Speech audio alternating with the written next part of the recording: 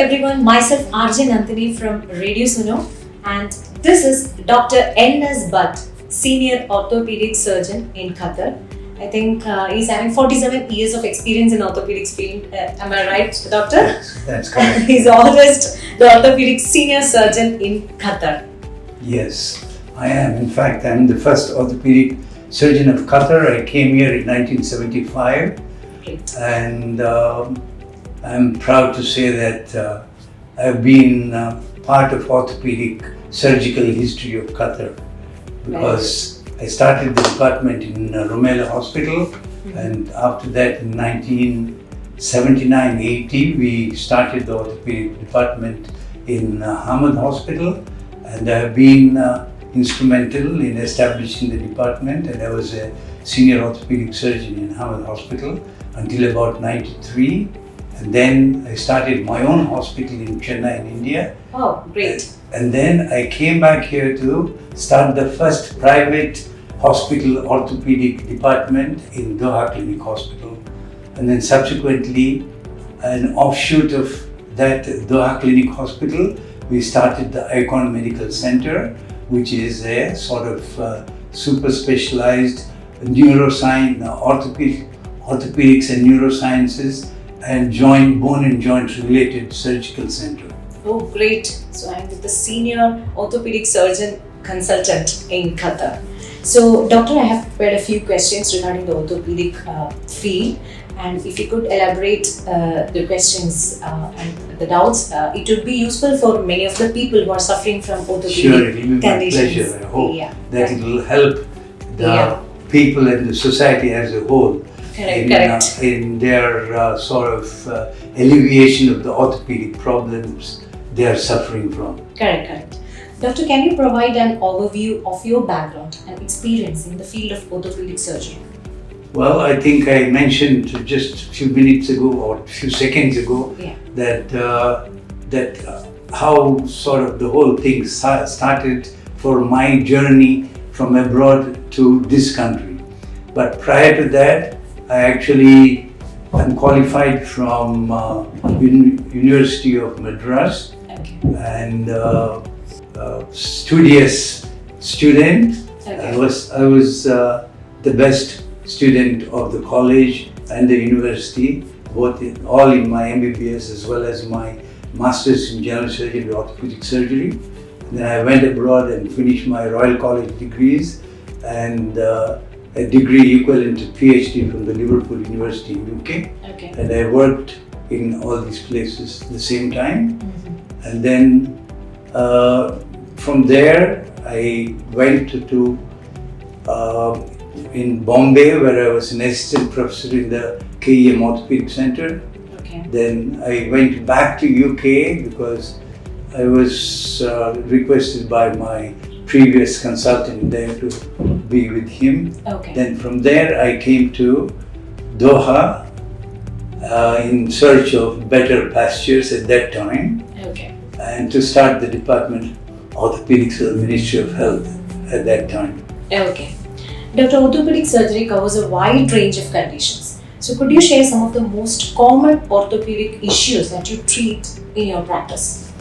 Yes, it's very true. In fact, at the time when I was studying, orthopedic surgery included multiple subspecialties which are now separated out. For example, the spine was being managed by orthopedic surgeons at that time, and now it has become a separate spinal surgery or spinal medical department and all that. And then we did not have subspecialties, so I had to deal with almost general orthopedics, traumatological orthopedics, pediatric orthopedics, as well as spine orthopedic surgery, sports injuries, and everything was under one domain of orthopedic surgery.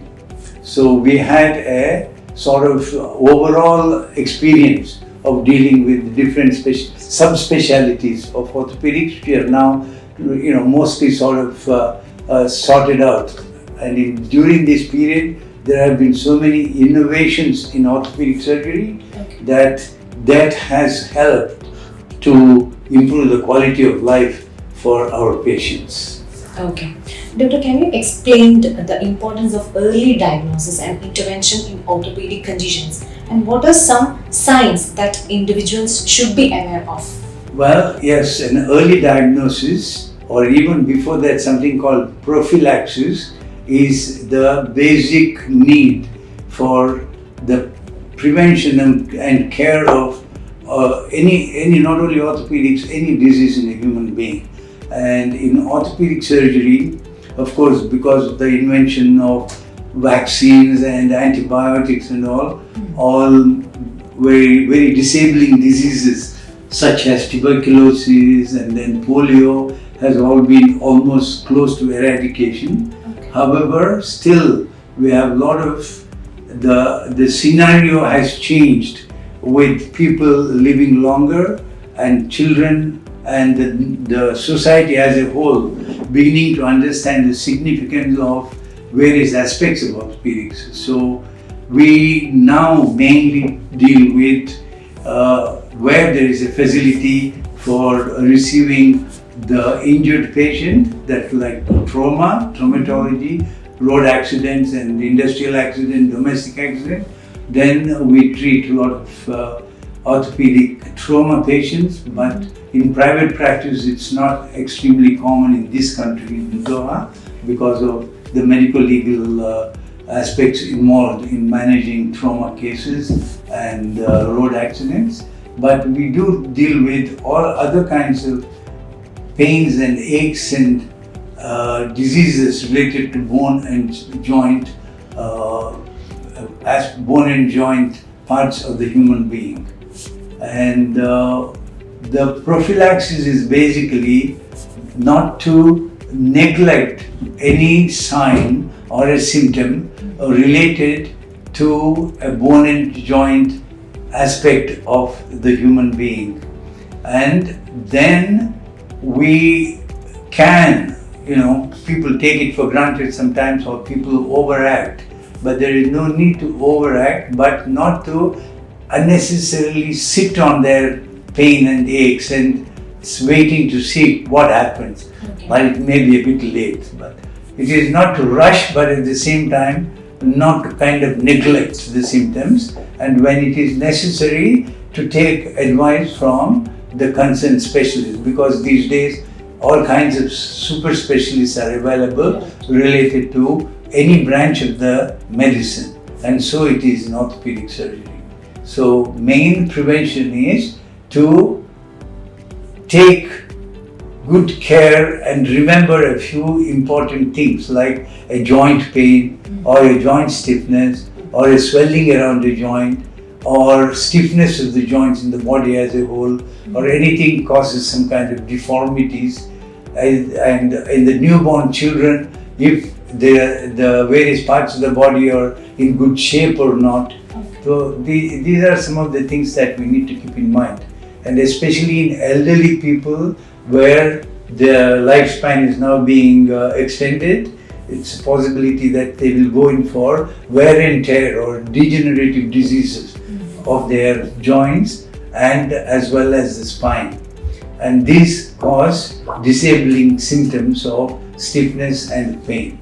So people who are suffering from these things must take appropriate advice and to be sort of carrying out the necessary preventive and curative treatment plan as advised by a specialist.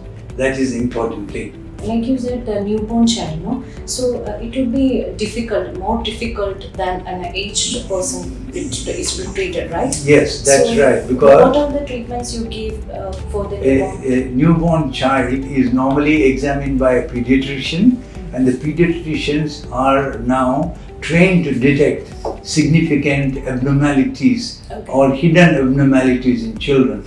And when such a thing is detected, they should send the child as soon as possible to a pediatric orthopedic surgeon if available, or anybody interested and experienced in children's orthopedic problems, because in children any kind of deformities, earlier they are dealt with, better are the results. That is very, very vital to understand.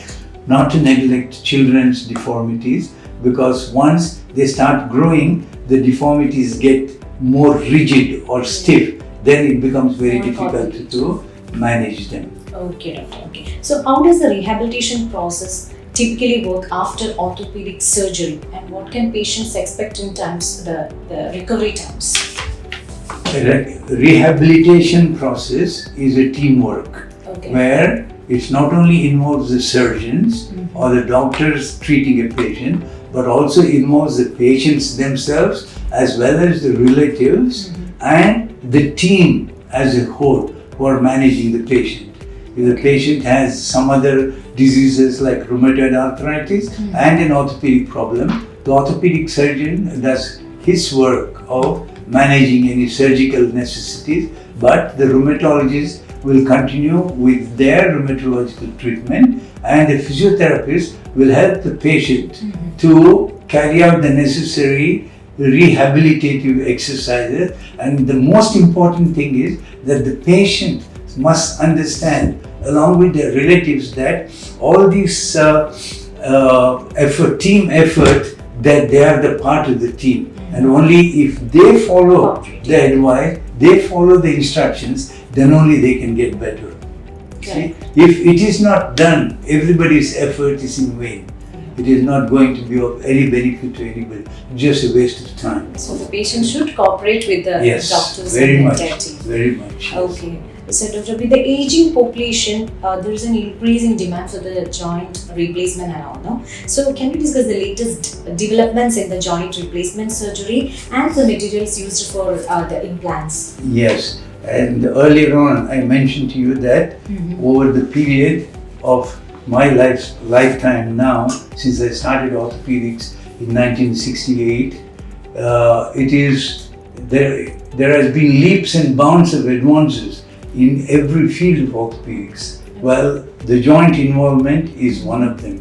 And the joint involvement, as the lifespan expands in human beings, there are bound to be certain diseases more commonly affecting elderly people, such as problems of the spine and wear and tear problems of the joints, which can be partly, they're called multifactorial, because they can be related to the heredity, it can be related to old injuries, it can be related to personal habits. So this has increased, and the incidence of the symptoms related to these structures has increased. And one of the greatest advances ever happened in orthopedics during the last 3-4 decades is invention of artificial joints. The artificial joints, they are sort of done as a replacement in cases where the normal joints have become so badly damaged that their existence is more of a bother to the patient rather than it is a necessity.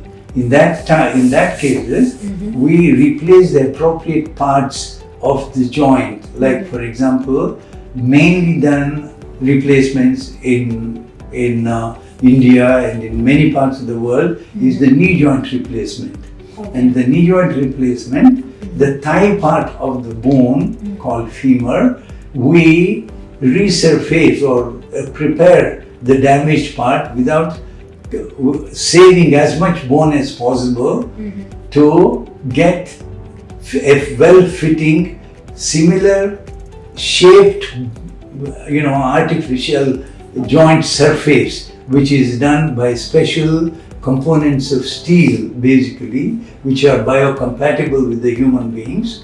And then we match it with the leg part of the bone, which is called tibia, where its upper surface, the joint is destroyed.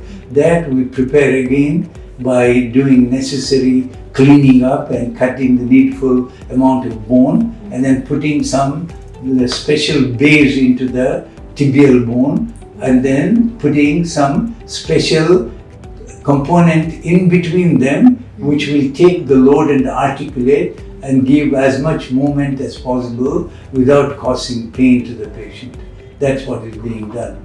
It's of course, A short time is not enough to explain all these things, but today it is possible to mostly replace joints today are the knee joints and the hip joints. And hip joint is a little more complicated than the knee joint replacement, and because it's a different type of joint. And in fact, in joints, more totally joint replacement surgical units, they can replace almost every joint in the body, including the finger joint, toe joint, elbow joints.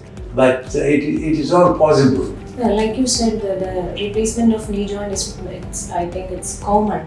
It is one of the commonest joint replacement surgeries performed all over the body, all over the world. I'm sorry. What are the precautions they can take, apart from the surgery for the knee replacement? For the knee replacement, the precautions are basically during the surgery we take necessary aseptic precautions, because any infection in a human body where there is a foreign body, like the replaced joint is a foreign body, any infection coming into the joint is like a disaster. It should not happen. It must be avoided at all costs. So we have our routine that we follow to avoid these kind of bone infection, when we cover pre-operative, post-operative, proper antibiotic cover to the patient to avoid infection. And the other problem is something called a deep vein thrombosis, which can cause the thromboembolism problems, for which we prevent thrombosis formation within the veins by giving them necessary anticoagulation and muscle pumps to keep the circulation going during their surgery. So these are all the things that we take care of. And the patients must, as I explained, they must follow the rigmarole or the strict procedures of mobility achievement. They are taught post-operatively, physiotherapy is given, rehabilitation is given, necessary pain medications are given. So that's just the thing that we encourage patients to do it. Keep moving the joints. The earlier they do, the better will be the result. See? That is the most important thing the patients have to do. Okay. Doctor, are there any non-surgical or minimally invasive treatments that you recommend for orthopedic conditions, and when might surgery be necessary? Well, the most important, the example of mini-invasive treatment is something called the keyhole surgery or arthroscopic surgery of various joints. In fact, these days, the keyhole surgery, it is prevalent in many specialties. Different specialties it's possible. Now today they can take an appendix, they can take a gallbladder, they can take a kidney out even by doing keyhole surgeries. But we as orthopedic surgeons, we do keyhole surgery mainly in the joints where there are structures which are damaged, which are accessible for doing the needful. Like for example, by taking a damaged part of the structure from within the joint, and then or we can repair the damaged part or clean the joint as a whole, because when we put in these cameras during this keyhole surgery, we can see much more than what we can see even if you open a joint, because it's cameras, they can go into nook and corner of a knee joint so that we can visualize the pathology as a whole. Okay. And these keyhole surgeries are maximum number of keyhole surgeries are done for the knee joints mainly, but these days even keyhole surgery of the hips and wrist and elbow, shoulder, it's another common thing we do, the shoulder joint. So these are the important keyhole surgery joints, which is a minimally invasive. And of course there are other surgeries which are being done minimally invasive. Is another example in the spine surgery, where the spine surgeons use microscope or again a endoscope to do the removal of the discs or even fixations by doing only a keyhole and putting the necessary cameras inside and evaluating the internal structures and doing the needful by mini incisions. Like you said, doctor, sports-related injuries are quite common. So what advice do you have for athletes to prevent injuries and to ensure their long-term joint health? To advise to give to the athletes, it is like breaking your head. They are only interested in winning the game, whatever they are doing, whatever they are playing. Yeah. They don't care breaking their legs. They don't care breaking their head. No. You don't care getting severe brain injuries by playing rugby. So all these things have happened. Yeah. But it's always nice for not only for sports people, even for sedentary workers like IT people, like accountants, like bank workers, to learn how not to get into a situation whereby their disabilities are worsened. So as regards the sports people, obviously they need to know how to protect themselves. Okay. They need to know the wrong moves. They need to know what is their capacity to jump or what is their capacity to head a football. You see, if you try to do things beyond your capacity where the body cannot take, the body gets hurt. So these things the sports trainers must teach them, and the sport trainers must tell them, look, if you find that your leg is not moving, that you may be having a cramp, don't try to run, you will fall down and break. Correct. And when you're tackling the opposite guy, the opposite team, you know where to put your foot in, not to put in the wrong place. So you will get hurt, not them, you see. So it's basically training them beforehand to avoid unnecessary injuries. But in a sports, they will get hurt. That is part of the sports, you see. And the same thing with sedentary workers. I'm telling you about sedentary workers because these days we see a lot of people coming with poor posture related, bad computer related postures, sitting down all the time, 12 hours in one place, complaining about back pain, complaining about neck pain, complaining about the fingers getting stuck, all these kind of things which they should avoid by just simply getting up from their place, doing some simple exercises to stretch their muscles, tighten their structures in the body. So that, taking a few steps and proper posture, all these things can be done within a matter of 3 to 4 minutes.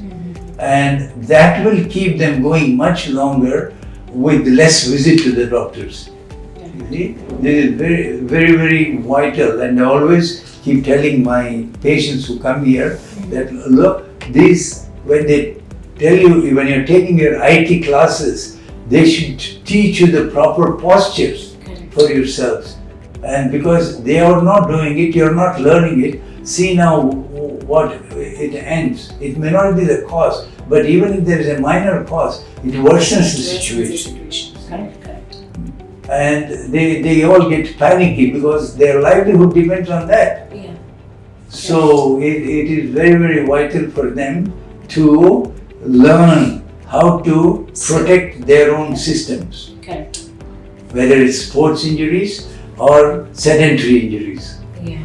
So how do you work with a multidisciplinary team to provide comprehensive care for orthopedic patients, including physical therapists and pain management specialists? This is exactly what I was telling you. See, the orthopedics is just one specialty, and a patient doesn't end with my surgery. I do necessary by surgically treating the patient, but after my surgery, his rehabilitation is the most important thing. And in multidisciplinary setup, every team, as you know, if I want a patient to be checked up by a physician before my surgery, I will send it to him. The patient, his age is this, elderly patient, I'm going to replace a joint. What what do you think about the patient's heart condition? Is he capable of withstanding a major surgery for 2-3 hours under general anesthetic? So I send them to the concerned specialist, make sure they are physically fit to do a major surgery. Okay. And before I do the surgery, I will explain to my patient, look, surgery is only 10% of your treatment plan. Correct. But post-operatively, you need to do yourself, you need to self-educate yourself to bear some pain. We will help you to bear the pain, but you need to do the exercises needed. If you don't do it, my surgery is useless. Correct. And your money is a waste for whoever is giving it, you see. So we need to have a multidisciplinary team to guide a patient through to success from his disease or ailment for which we have started the management. So lastly, what advice would you give to individuals who may be considering orthopedic surgery or seeking treatment for a chronic orthopedic condition? What should they look for in a surgeon? It's a very difficult issue because a patient's trust in a doctor, not necessarily a surgeon, it comes by your surgeon's or a doctor's approach to you and your attitude towards the doctor. It's mutual. And in this regard, I can, from my personal experience, as I'm a multilingualist, I speak many languages, I can, in my clinic, make decide, or when the patient walks into me, looking at their name and everything, I can decide from which place they are likely to be coming from. And when they come inside itself, I observe them, their gait, their walking pattern, their body movements, how they do and all that. So I know to some extent what could be their main issue. And then when the patient comes for the first time, you should make a patient feel comfortable with you. Correct. It's not frightening a patient, it's not trying to put him off by saying that why did you delay so long, why didn't you come earlier, and this and that, all that. So this sort of trust building is mutual. And obviously patients don't come unless they have no other way or no other go without doing a little bit of research these days.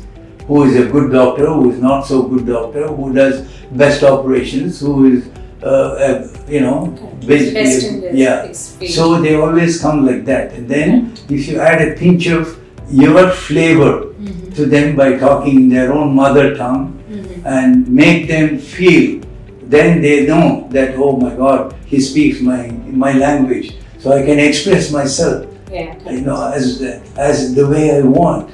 Like Taripu, Kadichal, this, that, and all that. This, one or two words. If you start telling them, they understand. They appreciate you. They so go beyond. That's where you strike immediately a balance. You see, and obviously, as an elderly surgeon, I've learned so many things, and then I've learned so many ways of dealing with patients and keeping them calm, and then making them go smiling. And I sometimes become a little bit humorous with them as well in my clinic. I don't only restrict myself to the disease they're suffering from. I go into their family history, their educational backgrounds, and before I start even examining them. So it sort of cools them down. It puts them into their comfort zone. See? And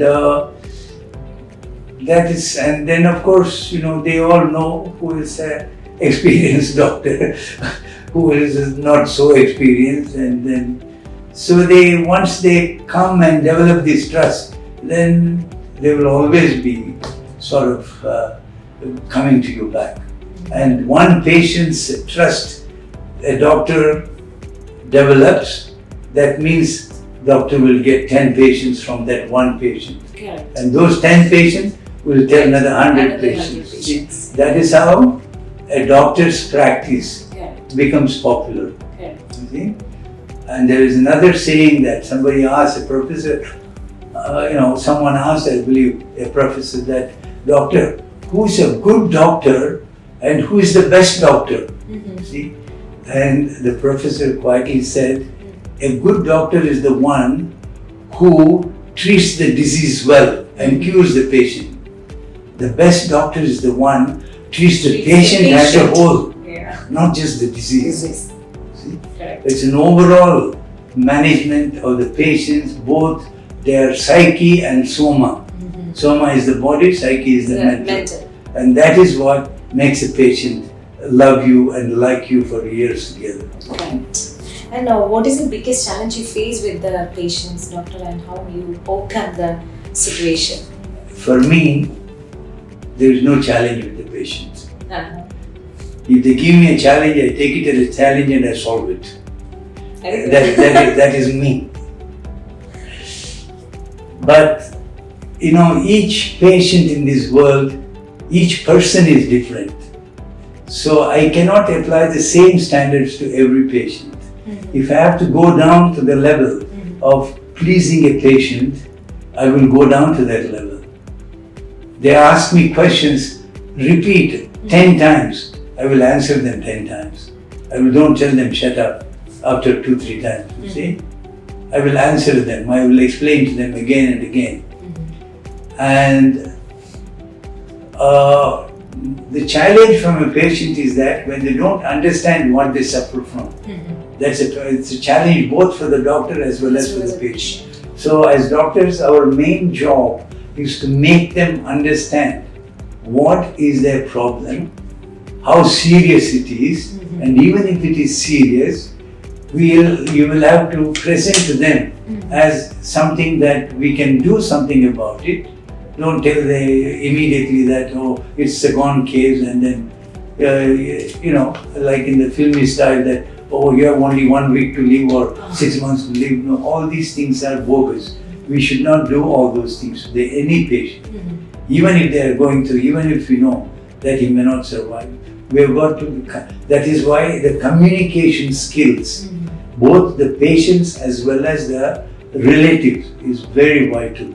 And this becomes even more vital in children, because children don't understand, they cannot express. So they will have their symptoms, they will complain of pain. So we have to examine, because pediatric orthopedics is my super specialty. So we need to explain, find out the proper real problem, and then sit down and discuss with the parents, threadbare, so that they will understand what is the child's problem, what is their role in the management of the child. You see? That is the most important thing. So there is no challenge as far as I am concerned.